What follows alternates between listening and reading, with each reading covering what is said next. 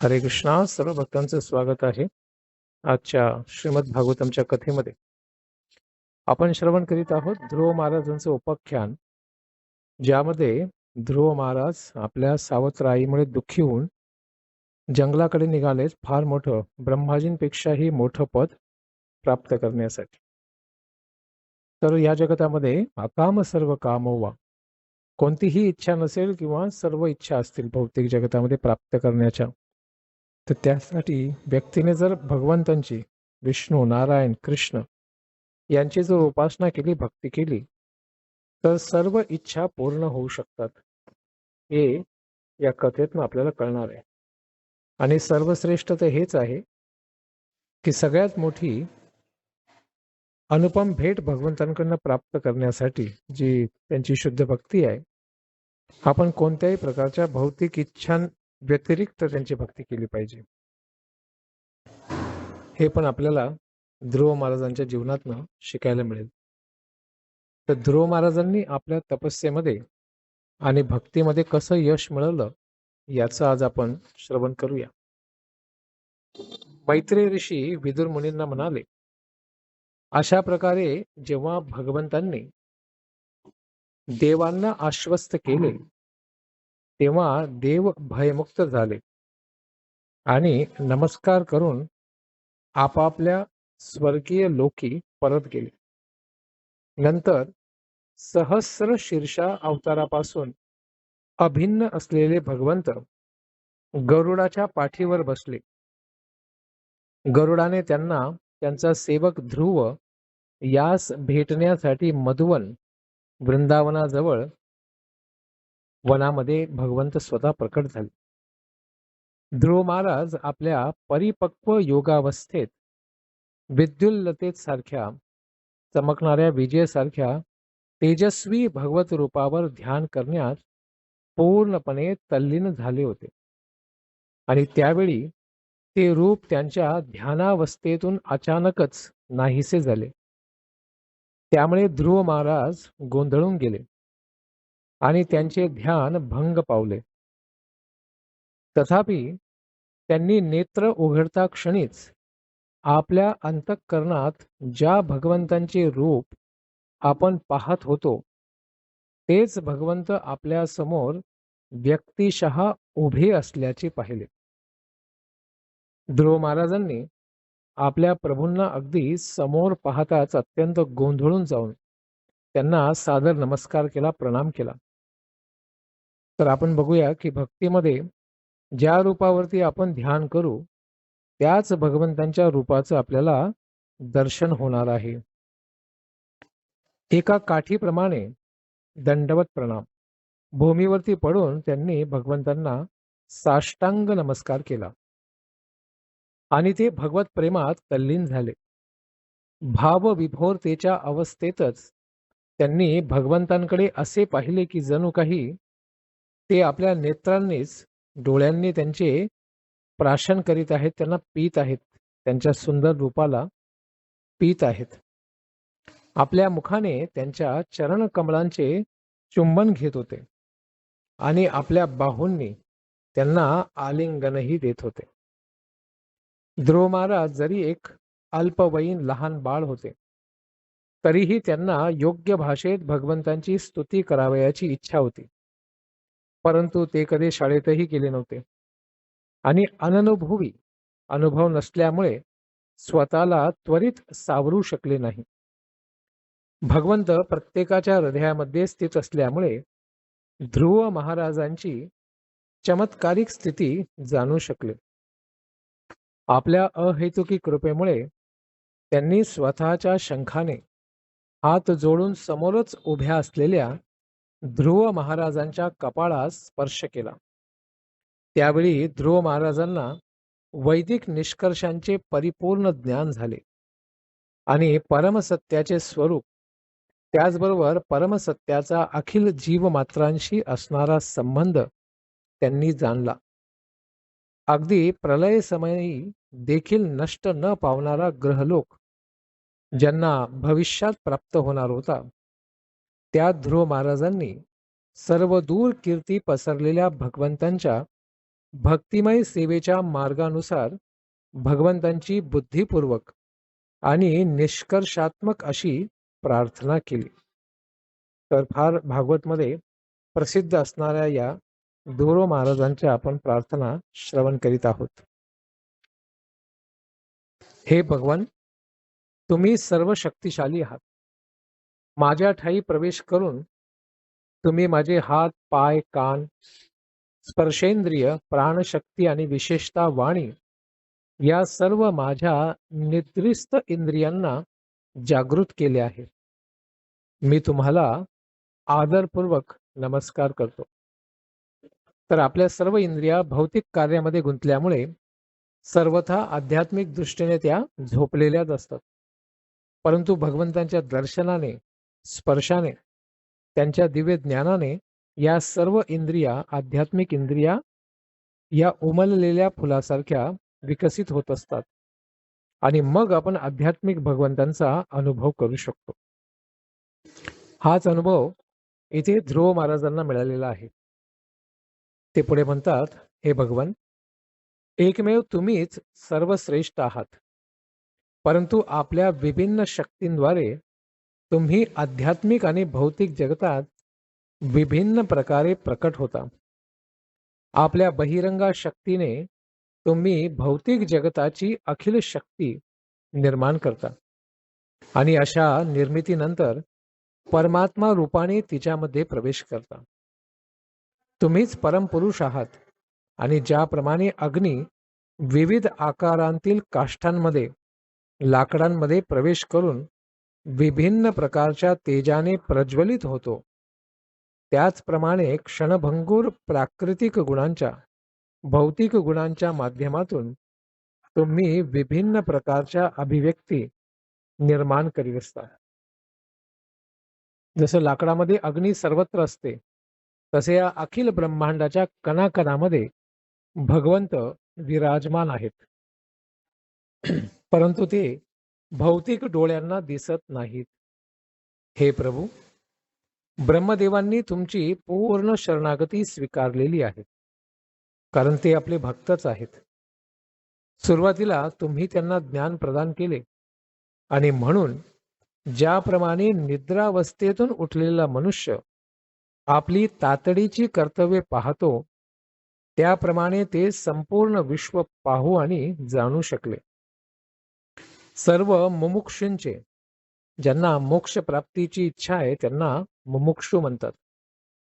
अशा सर्व योग्यांचे तुम्ही एकमेव आश्रय आहात आणि सर्व दुःखी मनुष्यांचे एकमेव मित्रही तुम्हीच आहात. यास्तव परिपूर्ण ज्ञानाने युक्त असलेला विद्वान मनुष्य कसा काय तुम्हाला विसरू शकेल? नाही विसरू शकणार. केवळ या त्वचेच्या पिशवीची, अर्थात या शरीराची इंद्रिय तृप्ती करण्यासाठी जे लोक तुमचे पूजन करतात, ते खचितच तुमच्या मायाशक्तीने भ्रमित झालेले आहेत. कल्पवृक्षासमान असणारे आणि जन्म मृत्यूच्या चक्रातून मुक्ती प्रदान करण्यास कारण असणारे तुम्हीच जवळ असताना माझ्यासारखे मूर्ख लोक तुमच्याकडून इंद्रिय तृप्त्यर्थ वरदानांची कामना करतात आणि अशी विषय तृप्ती तर नारकीय अवस्थांमध्ये राहणाऱ्यांसाठी देखील उपलब्ध असते. कारण भौतिक शरीरातनं प्राप्त होणारे सुख दुःख तर डुकरालाही प्राप्त आहेत, कुत्र्यालाही प्राप्त आहेत आणि हे तर नरकातही प्राप्त आहेत. त्यांच्यामध्ये काही विशेष असं काही नाही. अशा इंद्रिय तृप्तीच्या विषयांकडे आसक्त होऊन व्यक्ती स्वतःच्या आत्म्याचाच नाश करून घेत असतो. हे नाथ, तुमच्या चरण कमलांचे ध्यान करून अथवा शुद्ध भक्तांकडून तुमच्याविषयी श्रवण करून प्राप्त होणारा दिव्यानंद इतका अमर्याद असतो की तो ब्रह्मानंदाच्या स्तरापेक्षाही अतिशय श्रेष्ठ असतो. ब्रह्मानंद स्तरावरती मनुष्य असा विचार करतो की आपण परमसत्याशी एकरूप होऊन निराकार ब्रह्मामध्ये विलीन झालो आहोत, असा भ्रम त्यांना होतो. भक्तिमय सेवा करून प्राप्त होणारा दिव्यानंद जो आहे तो ब्रह्मानंदाला सुद्धा पराभूत करणारा आहे.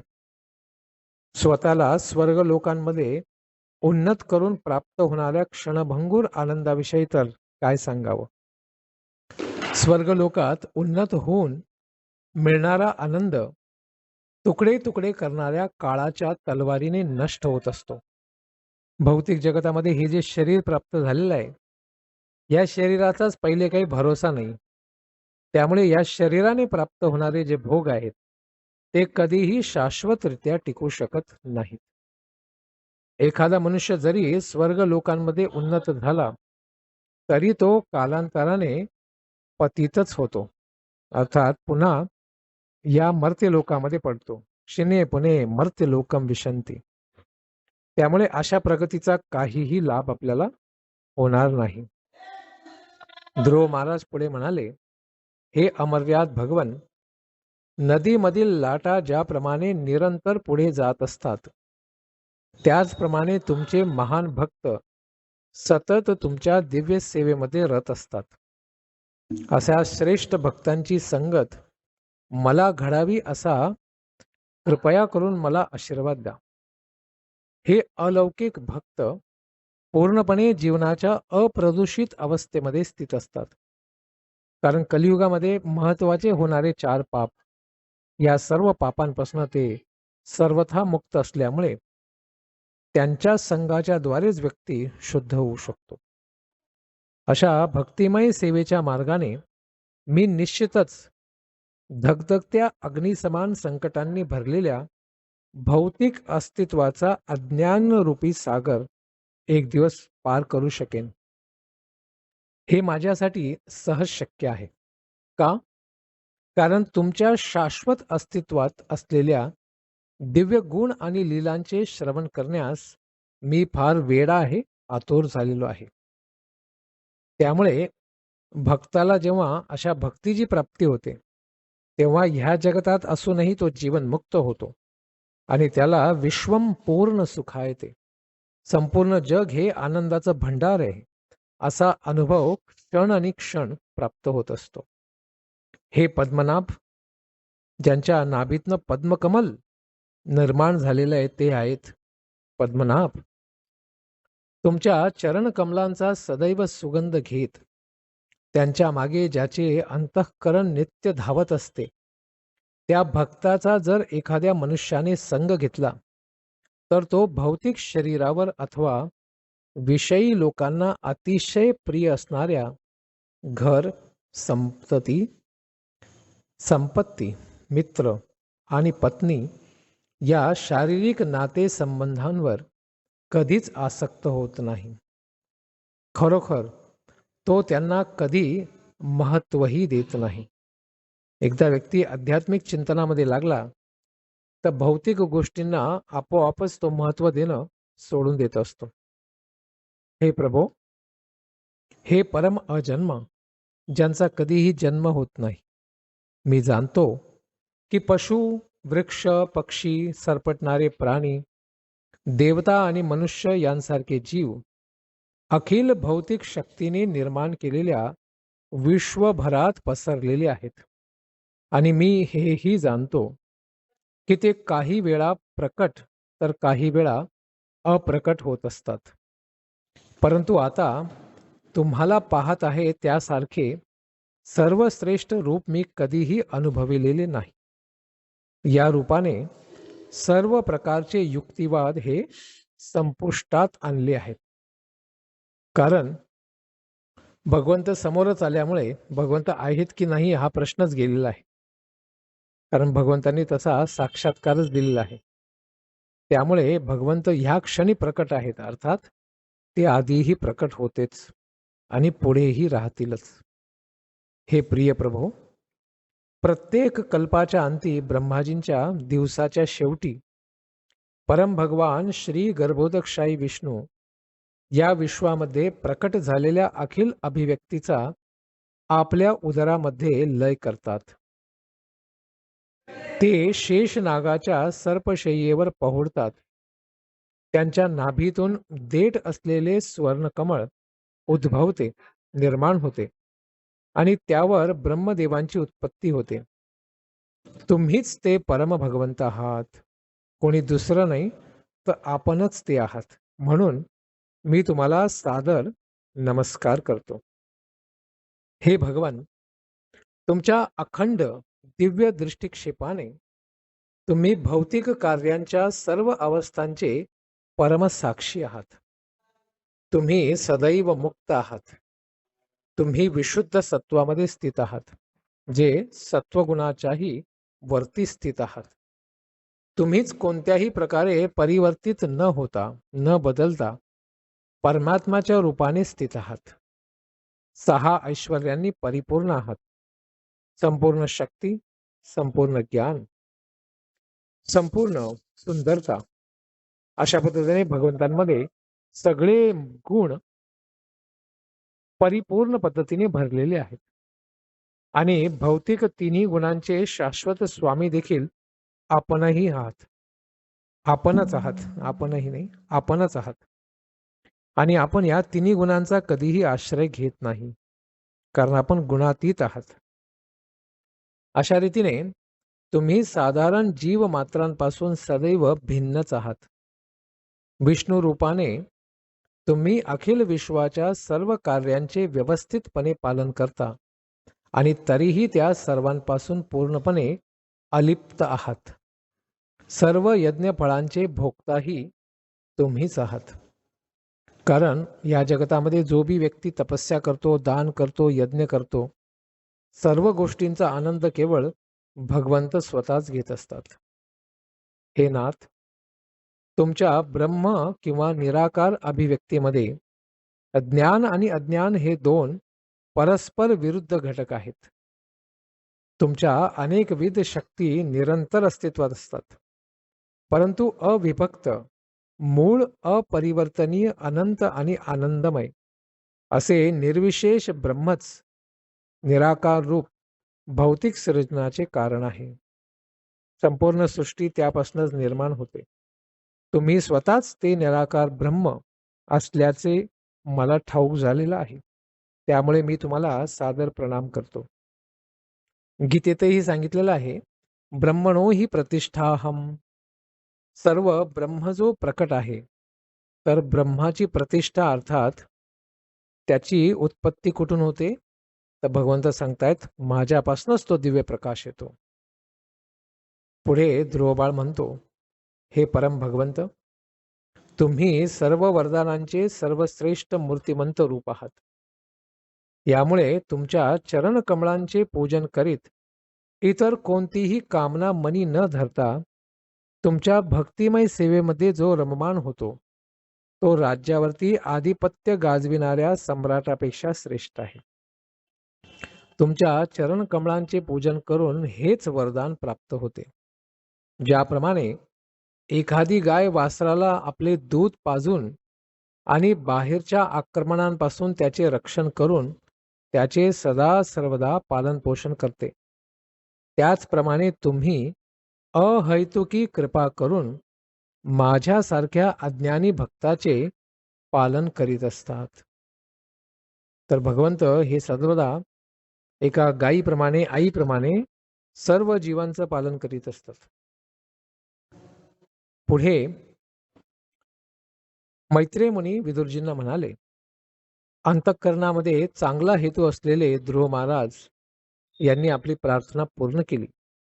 तेव्हा भक्त आणि सेवक यांच्याविषयी अत्यंत दयाळू असलेल्या परम भगवंतांनी खालीलप्रमाणे बोलून त्यांचे अभिनंदन केले.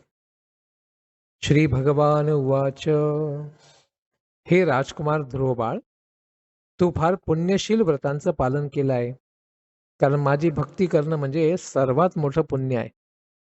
आणि तुझ्या अंतरीची इच्छा देखील मला ठाऊक आहे.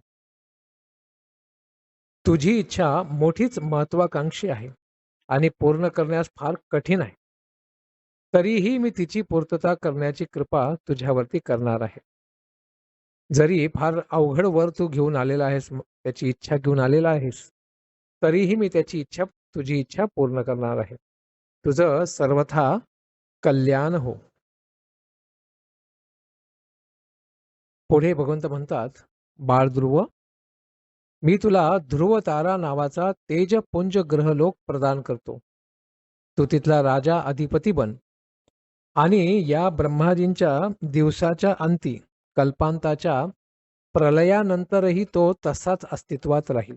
अर्थात त्याचा नाश होणार नाही.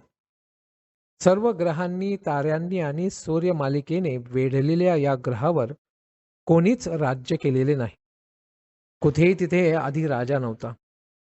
ज्याप्रमाणे धान्य मळण्यासाठी बैल मधोमध रोवलेल्या खांबाभोवती फिरत असतो, त्याचप्रमाणे आकाशातील सर्व तारका आणि ग्रहगोल या ध्रुव ताऱ्याभोवती प्रदक्षिणा घालीत असतात. धर्म, अग्नी, कश्यप आणि शुक्र यांसारख्या महर्षींनी निवास केलेले सर्व तारे आणि ध्रुव या ध्रुव ताऱ्याला आपल्या उजव्या बाजूला ठेवून त्याच्या भोवती भ्रमण करतात, प्रदक्षिणा करीत असतात. तर ऍक्च्युली बघायला गेलं तर संपूर्ण विश्व हे सूर्यकेंद्री नसून तर ध्रुव तारा केंद्राला ठेवून परिभ्रमण करीत आहे. अशा पद्धतीने स्पष्टपणे आपल्या श्रीमद भागवतामध्ये उल्लेख सापडत आहे. तर तथाकथित आधुनिक शास्त्रज्ञ जे सांगतायत ते सगळं अज्ञान पसरवत आहेत आणि ते अत्यंत भ्रामक आहे. तसेच तो इतर सर्व ग्रह लोकांच्या विनाशानंतरही अस्तित्वात राहतो, कधीही नष्ट होत नाही. असं हे दिव्यधाम साक्षात वैकुंठ आहे. भगवद्गीतेतही भगवंत सांगतात तद्धाम परमम मम, आणि वेदांमध्ये पण उल्लेख आहे की त्या धामाचं सर्व देवता दर्शन करून प्रार्थना करतात. ओम तद्विष्णो परमं पदम सदा पश्यन्ति सूरयः. भगवंत पुढे म्हणतात, तुला राज्य देऊन तुझे पिता लगेचच वनात गेल्यानंतर तू संपूर्ण जगावरती, ह्या जगतामध्ये 36,000 वर्ष अखंडपणे राज्य करशील. कारण हे सतयुग होतं, तर तिथे लोक 1,00,000 वर्ष अशीच जगायची. तर यामध्ये पूर्ण 36,000 वर्ष राज्य करण्याचा आशीर्वाद भगवंतांनी बाळ ध्रुवाला दिला. आणि तुझे सर्व इंद्रिय आता आहेत तशीच सामर्थ्य संपन्न राहतील, योग संपन्न राहतील. अव्याहत इंद्रियही, आणि तू कधीच वृद्ध होणार नाहीस, म्हातारा होणार नाही. भगवंत पुढे म्हणाले, भविष्यात काही काळानंतर तुझा भाऊ उत्तम वनामध्ये मृगयेस जाईल, अर्थात काही प्राणी पकडण्यासाठी जाईल, आणि त्यामध्ये गुंतलेला असतानाच तो मारला जाईल यक्षांच्या द्वारे. आणि तुझी सावत्र आई सुरुची, आपला बाळ उत्तम मृत्यूला वेडीस पडला आहे म्हणून त्याला शोधण्यासाठी अरण्यात जाईल, आणि वनव्यामध्ये ती भाजून जळून नष्ट होऊन जाईल. भगवंत पुढे म्हणाले, मी सर्व यज्ञांचे हृदय आहे. तू अनेक मोठमोठे यज्ञ करण्यात आणि विपुल प्रमाणात दान धर्म करण्यासही समर्थ होशील. अशा प्रकारे या जीवनात तू भौतिक सुखाच्या वरदानांचा उपभोग घेऊ शकशील आणि मृत्यूसमयी तुला माझे स्मरणही होईल. तू मला विसरणार नाही. कारण जन्मलाभ पर पुंसाम अंते नारायण स्मृती. मनुष्य जन्माचा सर्वश्रेष्ठ लाभ हाच आहे की भगवंत श्री नारायण यांचं स्मरण, कीर्तन आणि दर्शन मृत्यूच्या क्षणी व्हावं. कारण यम यम वापी स्मरण भावम त्यजती अंते कलेवरम. ज्या भावाच्या स्मरणामध्ये व्यक्ती देहत्याग करतो त्याच योनीमध्ये तो प्रवेश करतो पुढच्या जन्मामध्ये. तर भगवंतांचं चिंतन केल्यामुळे पुढच्या जन्मामध्ये तो व्यक्ती ह्या भौतिक जगतात जन्म न घेता आध्यात्मिक जगतामध्ये निघून जातो. भगवंत पुढे म्हणाले, प्रिय ध्रुव, वर्तमान शरीरातील तुझ्या सांसारिक जीवनानंतर इतर सर्व ग्रहलोकांचे निवासी ज्या धामास सदैव वंदन करतात, खास करून देवता, सर्व लोक नमस्कृतम, त्या माझ्या धामात तू प्रविष्ट होशील, प्रवेश करशील. माझे धाम असलेला तो ग्रहलोक सप्तर्षींच्या ग्रहांच्या पण पलीकडे स्थित आहे आणि तेथे गेल्यानंतर तुला कधीच या भौतिक जगतामध्ये परतून यावं लागणार नाही. यद्गत्वा न निवर्तन्ते तद्धाम परमं मम यतो ना वर्तते गतः. तिथे एकदा गेल्यानंतर पुन्हा या भौतिक जगतामध्ये आपण पतित होत नाही. यावरती मैत्रेय ऋषी म्हणाले, ध्रुव महाराजांकडून पूजित आणि सन्मानित झाल्यानंतर आणि त्यांना स्वतःचे निवासस्थान प्रदान केल्यानंतर भगवान श्री विष्णू गरुडावरच्या पाठीवरती बसून स्वधामी वैकुंठाला निघून गेले. त्यावेळी ध्रुव महाराज त्यांच्याकडे पाहतच होते. भगवंतांच्या चरणकमळांच्या पूजनाद्वारे आपल्या निश्चयानुसार अपेक्षित फळ प्राप्त करूनही ध्रुव महाराज तितकेसे प्रसन्न झालेले नव्हते. अशा अवस्थेत ते आपल्या घरी परतले. विदुरजी म्हणाले, हे ब्राह्मण मैत्रेय मुनी, भगवत धाम प्राप्त करणे तर अतिशय कठीण आहे. केवळ विशुद्ध शुद्ध भक्तिमय सेवेद्वारेच ते प्राप्त करता येते आणि एकमेव ती अनन्य भक्तीच सर्वाधिक प्रेमळ आणि कृपाळू भगवंतांना प्रसन्न करू शकते. अत्यंत बुद्धिमान आणि विवेकी ध्रुव महाराजांनी एका जीवनातच ही स्थिती प्राप्त केली.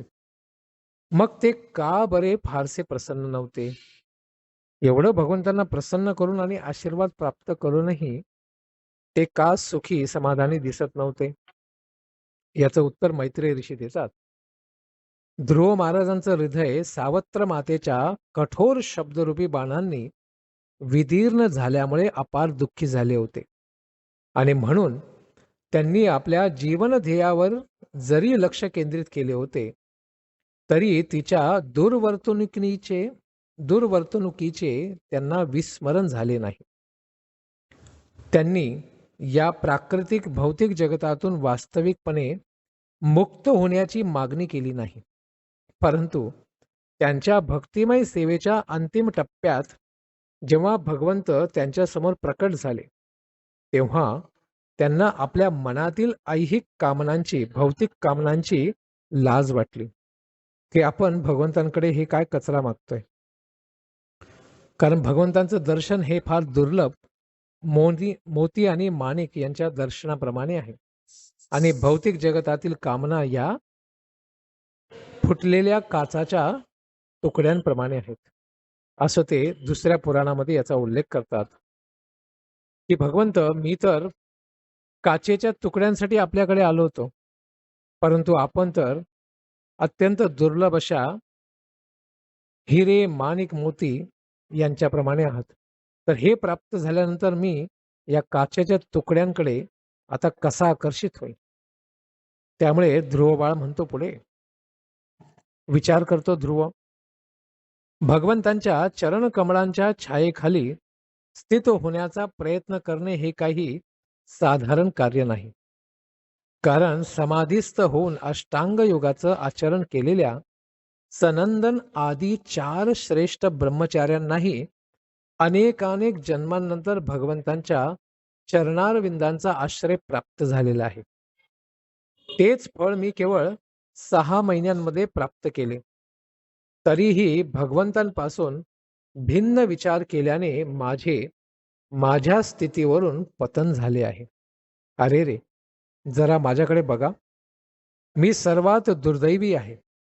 जन्म मृत्यूच्या पुनरावर्तनाची श्रृंखला त्वरित छेदू शकणाऱ्या भगवंतांच्या चरण कमलांकडे मी गेलो, पण तरीही माझ्या मूर्खपणामुळे मी त्यांच्याकडे नष्ट होणाऱ्या गोष्टींसाठीच याचना केली, इच्छा केली, प्रार्थना केली.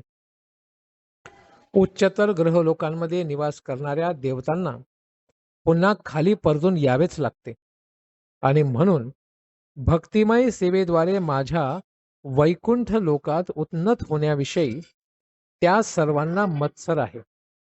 या असहिष्णू लोकांनी माझी बुद्धी प्रदूषित केली आहे, दूषित केली आहे आणि एकमेव या कारणास्तवच मी नारद ऋषींच्या उपदेशांचे वास्तविक वरदान स्वीकारू शकलो नाही. मी त्यांचाही मत्सर केला, त्यांच्या उपदेशांचाही मत्सर केला आणि भौतिक कामनांच्या मागे धावत बसलो. पुढे ध्रुव महाराज शोक करतात. मी भगवंतांच्या माया शक्तीच्या प्रभावाखाली आलेलो आहे.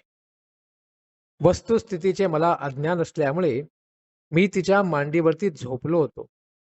द्वंद्वमय सुख आणि दुःख याच्या दृष्टीमुळे मी माझ्या भावाकडे पण शत्रू म्हणूनच पाहिले आणि हे माझे शत्रू आहे, माझी सावत्राई माझी शत्रू आहे, असा विचार करीत अंतःकरणामध्ये मी मिथ्या शोक केला, खोटा शोक केला.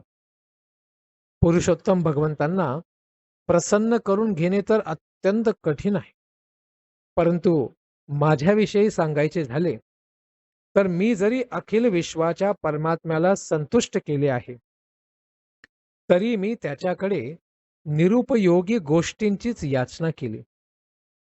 अगोदरच मृत झालेल्या व्यक्तीस उपचार दिल्यासारखी नेमकी माझी कार्य आहेत. माझ्या दुर्भाग्याकडे तरी पहा. जन्म मृत्यूचे चक्र भेदू शकणाऱ्या भगवंतांची भेट झाल्यानंतरही मी त्याच बंधनांची पुन्हा याचना केलेली आहे. भगवंतांनी स्वतःची व्यक्तिगत सेवा जरी मला प्रदान केली होती, तरी माझ्या निव्वळ मूर्खपणामुळेच आणि अल्प प्रमाणातील पुण्यकर्मांमुळे मी केवळ भौतिक नाम, प्रतिष्ठा, समृद्धीची त्यांच्याकडनं अपेक्षा केली. एका निर्धन मनुष्याने एकदा एका श्रेष्ठ सम्राटाला संतुष्ट केले आणि म्हणून सम्राट त्याला त्याच्या इच्छेनुसार काहीही देऊ इच्छित होता. परंतु अज्ञानामुळे त्या निर्धन व्यक्तीने त्याच्याकडे केवळ तांदळाच्या थोड्याशा कण्याच मागितल्या. माझी स्थिती देखील अशाच निर्धन व्यक्तीप्रमाणेच आहे. असा शोकविलाप ध्रुवबाळ करीत होता. यावरती मैत्री ऋषी म्हणाले, हे विदुर, भगवान मुकुंद जे मुक्ती प्रदान करणारे आहेत, त्यांच्या चरण कमळांचे शुद्ध भक्त असणारे आणि त्यांच्या चरण कमळांच्या मधावरती सदैव आसक्त असणारे तुमच्यासारखे शुद्ध भक्त भगवत चरणारविंदांची सेवा करण्यात सदा सर्वदा समाधानी असतात. जीवनाच्या कोणत्याही परिस्थितीत असे भक्त संतुष्टच असतात आणि म्हणून ते भगवंतांकडे ऐहिक समृद्धीची कधीही मागणी करीत नाही, भौतिक सुखसुविधांच्या मागे धावत नाहीत. जेव्हा उत्तानपाद राजाने ऐकले की आपला पुत्र ध्रुव घरी परत आलेला आहे, जणू काही मृत्यूनंतर जिवंत होतो व्यक्ती, तेव्हा त्या निरोपावर तो विश्वास ठेवू शकला नव्हता. कारण असे घडू शकते याविषयी त्याच्या मनामध्ये शंका होती. तो स्वतःला सर्वात दुर्दैवी समजत होता आणि म्हणून त्याने विचार केला, असे सुदैव आपल्याला लाभणे हे आपल्या संदर्भात तर मुळीच शक्य नाही. ज्या बाळाची आपण काळजी घेतली नाही, त्याला दुःखी केलं आपण, त्याची सांत्वना आपण केली नाही, तो बाळ परत येऊ शकतो याच्यावरती उत्तानपाद राजाचा विश्वासच बसत नव्हता. असा संदेश आणणाऱ्या दूताच्या शब्दांवर जरी त्याचा विश्वास नव्हता, तरी नारद मुनींच्या शब्दांवर मात्र त्याचा पूर्ण विश्वास होता. म्हणून त्या बातमीमुळे तो भारावून गेला आणि फारच समाधानाने त्याने त्या दूतास तत्काळ एक अतिमौल्यवान मोतीहार स्वतःच्या गळ्यातनं काढून भेट दिला. आपल्या हरविलेल्या पुत्राचे मुख पाहण्यास तो अत्यंत उत्सुक होता. उत्तानपाद राजाने त्यानंतर अत्यंत उत्कृष्ट घोडे जोडलेल्या आणि सुवर्णाचे नक्षीकाम केलेल्या रथावरती आरोहण केले. त्याने स्वतः समवेत अनेक विद्वान ब्राह्मण, कुळातील सर्व ज्येष्ठ व्यक्ती, आपले अमात्य आणि निकटवर्ती मित्र घेतले आणि तो सत्वर नगराबाहेर निघाला.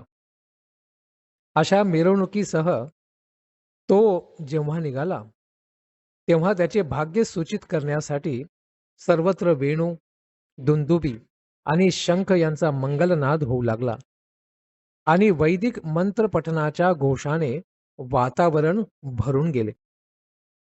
राजा उत्तानपादाच्या सुनीती आणि सुरुची नावाच्या दोन्ही राण्या तसेच त्याचा दुसरा पुत्रही उत्तम यांनी मिरवणुकीमध्ये प्रवेश केला. त्यावेळी राण्या पालखीमध्ये बसल्या होत्या. ध्रुव महाराजांना जवळच्याच उपवनात येताना पाहून राजा उत्तानपाद त्वरेने आपल्या रथातून खाली उतरला. ध्रुवाला पाहण्यासाठी तो दीर्घ काळापासून आतुर झाला होता आणि म्हणून बराच काळ हरविलेल्या आपल्या पुत्राला आलिंगन देण्यासाठी तो मोठ्या प्रेमाने आणि स्नेहाने पुढे गेला. जोरजोराने श्वास घेत त्याने ध्रुवाला दोन्ही हातांनी आपल्या मिठीत घेतले. तरीही ध्रुव महाराज काही पूर्वीसारखे नव्हते, परंतु भगवंतांच्या चरण कमळांच्या स्पर्शाने झालेल्या आध्यात्मिक प्रगतीमुळे ते पूर्णपणे पवित्र झाले होते. ध्रुवाशी झालेल्या पुनर्मिलनाने राजा उत्तानपादाचे अनेक दिवसांचे मनोरथ पूर्ण झाले आणि म्हणून त्याने ध्रुवाचे मस्तक पुन्हा पुन्हा हुंगले आणि शीतल अश्रूंच्या धारांनी त्याला न्हाऊ घातले. त्यानंतर सर्व सज्जनांचे अग्रणी असलेले असे ध्रुव महाराज यांनी आधी आपल्या पित्याच्या चरण कमलांना वंदन केलं आणि पित्यानेही त्यांना विविध प्रश्न विचारून त्यांचा सन्मान केला. नंतर ते आपल्या दोन्ही मातांकडे नतमस्तक झाले. दोन्ही मातांच्या चरणांवरती डोकं ठेवलं. ध्रुव महाराजांची धाकटी आई सुरुची हिने जेव्हा पाहिले की निष्पाप बाळ ध्रुव आपले पाया पडत आहे, तेव्हा तिने लगेच त्याला उचलून घेतलं आणि आपल्या दोन्ही हातांनी मिठीत घेतलं.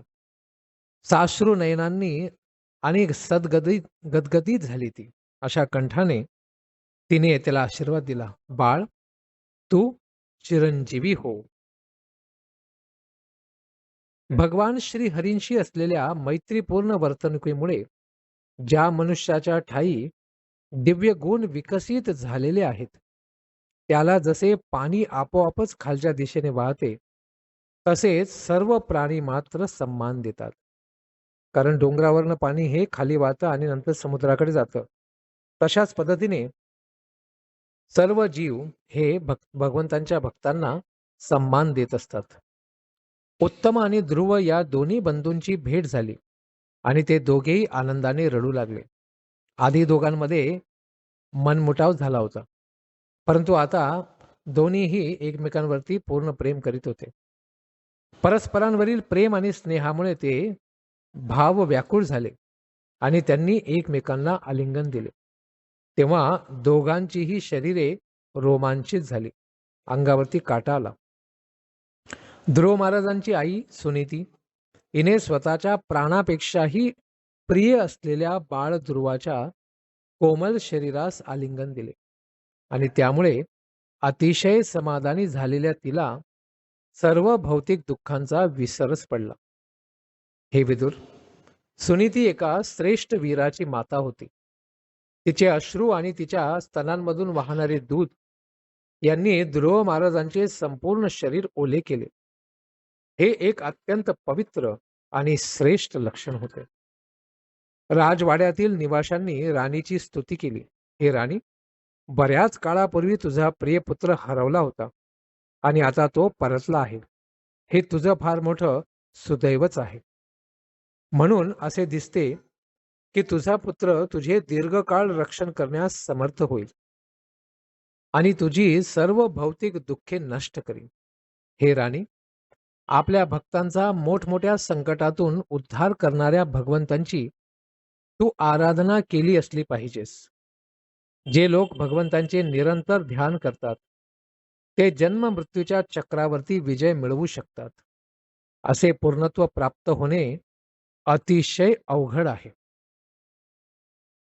मैत्रेय ऋषी पुढे म्हणाले, हे विदुर, जेव्हा प्रत्येक जण ध्रुव महाराजांची अशी स्तुती करीत होता, तेव्हा राजा अतिशय सुखावला आणि त्याने ध्रुव आणि त्यांच्या बंधूस हत्तीनीच्या पाठीवर बसविले.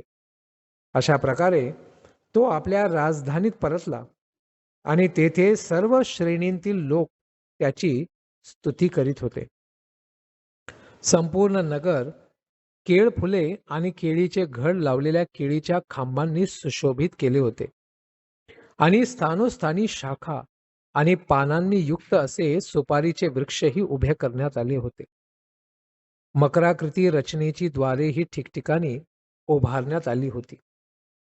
प्रत्येक द्वाराजवळ प्रज्वलित दीप लावलेले होते. तसेच विविध रंगी वस्त्रांनी, मोत्यांच्या हारांनी, फुलांच्या माळांनी आणि टांगत्या आंब्याच्या पानांनी सजविलेले मोठमोठे जलकुंभही तेथे ठेवण्यात आले होते. त्या राजधानीमध्ये अगोदरच अति सुंदर असे अनेक राजवाडे, राजद्वारे आणि त्यांच्या सभोवताली असणाऱ्या तटबंदीच्या भिंती होत्या आणि वर्तमान प्रसंगी या सर्वांना स्वर्णालंकारांनी मढविण्यात आले होते. राजनगरावर घिरट्या घालणारी विमाने जशी प्रकाशमान झालेली होती, तशीच राजवाड्यांची शिखरेही झळाळत होती, चमकत होती. राजधानीतील सर्व चौक, उपमार्ग, राजमार्ग आणि रस्त्यावरील चौकांमध्ये उभारलेली विश्रांती स्थाने पूर्णपणे स्वच्छ केलेली होती आणि त्यांच्यावरती चंदनाच्या पाण्याचे सडे शिंपलेले होते. तसेच तांदूळ, सातू यांसारखे पवित्र धान्य आणि फळे, फुले आणि इतर अनेक मंगलमय उपहार नगरभर विखुरलेले होते. अशा रीतीने ध्रुव महाराज जेव्हा राजपथावरून मार्गक्रमण करीत होते, तेव्हा जवळच्या प्रत्येक घरातून सर्व सज्जन आणि कुटुंबवत्सल स्त्रिया त्यांना पाहण्यासाठी तेथे आल्या आणि मातेच्या ममतेने त्या त्यांच्यावर पांढरी मोहरी, जव, दही, पाणी, दूर्वा, फळे आणि फुले यांचा वर्षाव करीत त्यांना आशीर्वाद देऊ लागल्या. अशा रीतीने त्या स्त्रियांनी गायलेली सुश्राव्य आणि आनंददायक गीते ऐकत ऐकत ध्रुव महाराजांनी आपल्या पित्याच्या राजभवनामध्ये प्रवेश केला. त्यानंतर ध्रुव महाराज जेथे अतिमौल्यवान रत्नांनी मढविलेल्या भिंती होत्या, अशा आपल्या पित्याच्या राजभवनात ते राहिले. त्यांच्या प्रेमळ पित्याने, उत्तानपादाने त्यांची विशेष काळजी घेतली आणि ते त्या भवनात उच्च ग्रहलोकांमध्ये देवता राहतात तशा पद्धतीने निवास करू लागले. राजभवनातील शय्या दुधाच्या फेसाप्रमाणे शुभ्र आणि अत्यंत मृदू होती. तेथील पलंग सोन्याने मढलेले हस्तिदंतापासून बनविलेले होते आणि आसन, खुर्च्या आणि त्याचप्रमाणे सुखास्थाने आणि गृहोपयोगी सामान हे सोन्यापासून बनविलेले होते. राजाचा प्रासाद, राजवाडा संगमरवरी भिंतींनी वेढलेला होता आणि त्यांच्यावरती इंद्रनील मण्यांसारख्या मौल्यवान रत्नांचे नक्षीकाम केलेले होते. त्या नक्षीकामातून आपल्या हातात प्रकाशमान दिवे घेतलेल्या सुंदर स्त्रिया दर्शविलेल्या होत्या. इतका सुंदर वातावरणामध्ये त्यांची सर्व सेवा केली जात होती. राजाचे भवन रम्य उद्यानांनी वेढलेले होते आणि त्यांच्यामध्ये स्वर्ग लोकांतून आणलेले विविध प्रकारचे वृक्षही लावलेले होते. त्या वृक्षांवर मधुर गायन करणाऱ्या पक्ष्यांच्या जोड्या आणि आनंददायक गुंजारव करणारे मत्त असे भ्रमर फिरत होते. तिथे वैदुर्य मण्यांच्या पायऱ्या होत्या आणि त्या तांबडी कमळे, निळी कमळे आणि श्वेत कमळे अशा विविध रंगी कमळांनी भरलेल्या सरोवरांकडे जात होत्या. तसेच हंस, कारंडव, चक्रवाक, सारस आणि त्याचप्रमाणे अनेक सुंदर पक्षी त्या सरोवरांमध्ये विहार करीत होते. ध्रुव महाराजांच्या गौरवास्पद कार्यांविषयी ऐकून आणि ते किती प्रभावशाली आणि श्रेष्ठ आहेत हे प्रत्यक्षपणे पाहून राजर्षी उत्तानपाद पूर्ण समाधानी झाला. कारण ध्रुव महाराजांची सर्व कार्ये खऱ्या अर्थाने अत्यंत अद्भुत अशीच होती. जेव्हा एकाग्रतेनंतर राजा उत्तानपादाने पाहिले की ध्रुव महाराज राज्याचे नियंत्रण करण्यास आता पुरेसे प्रौढ झालेत, मोठे झालेत, तेव्हा आपले मंत्रीही त्यांच्याविषयी अनुकूल आहेत आणि प्रजेला देखील त्यांच्यावरती अतिशय प्रेम आहे. तेव्हा त्याने ध्रुव महाराजांना या पृथ्वी लोकाचा सम्राट म्हणूनच सिंहासनावरती बसविले. आपल्या वाढलेल्या वयाचा विचार करून आणि स्वतःच्या चेतन आत्म्याच्या कल्याणाचे चिंतन करून राजा उत्तानपादाने स्वतःला सांसारिक कार्यांपासून विरक्त केलं आणि मग तो वानप्रस्थ अर्थात वनामध्ये तपस्या आणि भगवंतांची भक्ती करण्यासाठी निघून गेला. तर जीवनामध्ये व्यक्ती बऱ्याचशा चुका करू शकतो, परंतु असा लायक बाळक उत्तानपादाला प्राप्त झाल्यामुळे त्याच्या उदाहरणावरनं शिक्षण घेऊन उत्तानपादही जरी सुरुवातीला जास्त भक्ती करू शकला नाही, परंतु ध्रुवाकडनं ते शिकवण घेऊन तोही वानप्रस्थ स्वीकार करून भगवंतांची शुद्ध भक्ती करण्यासाठी निघून गेला आणि नंतर त्याला मोक्षही प्राप्त झाला. अशा पद्धतीने श्रीमद भागवतमच्या 4थ्या स्कंदातील ध्रुव महाराजांचं स्वगृही आगमन या 9व्या अध्यायाची समाप्ती झाली. याची पुढची कथा आपण श्रवण करूया येणाऱ्या सत्रामध्ये. धन्यवाद. हरे कृष्ण.